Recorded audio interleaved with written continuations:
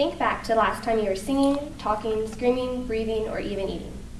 If you were singing, talking, or screaming, did you think how your voice made those noises?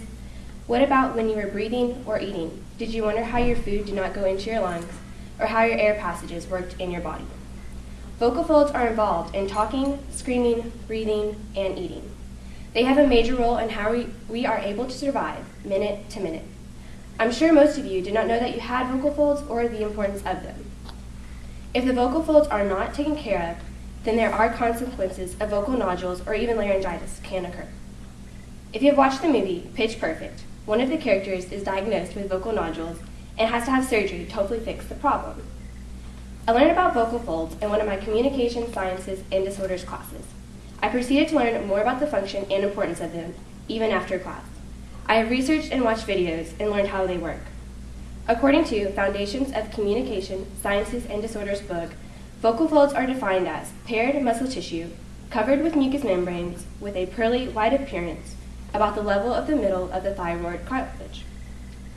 When talking and breathing, there are two different positions your vocal folds are in, abduct and adduct position. These positions are what produce voice. If your vocal folds are not taken care of properly, you can have a voice disorder such as laryngitis or vocal nodules. Getting treatment for your vocal fold disorder can be done by an ears, nose, and throat doctor by using a couple different examinations called indirect laryngoscopy or videotroscopy. Adduction means the vocal folds are open. When this happens, we are breathing, allowing the air to enter and leave, while abduction means that the vocal folds are closed. This is when the biological function occurs. When they are closed, the vocal folds are preventing food and other materials from entering the lungs. As our vocal folds adduct and abduct, or open and close, they produce a vibration causing our voice to produce sound.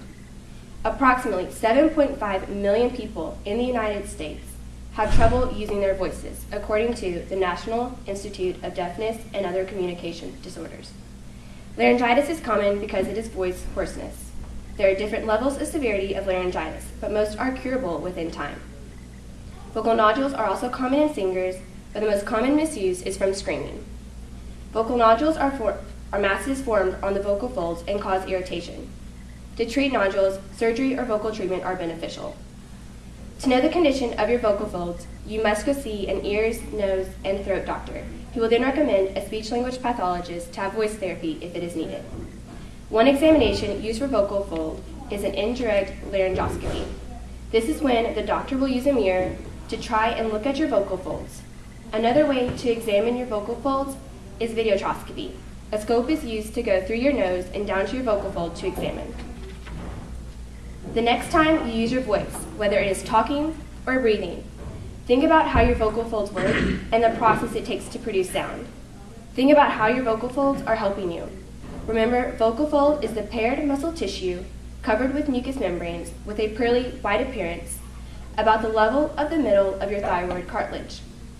There are different positions your vocal folds are in, abduct and adduct, or open and close. This allows you to talk and eat. If you do not use your voice properly, you could get laryngitis or vocal nodules. The examinations used for treatment are indirect laryngoscopy or videotroscopy.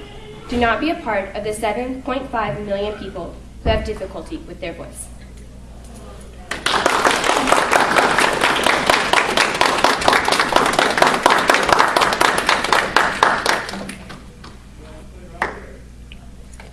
Thank you.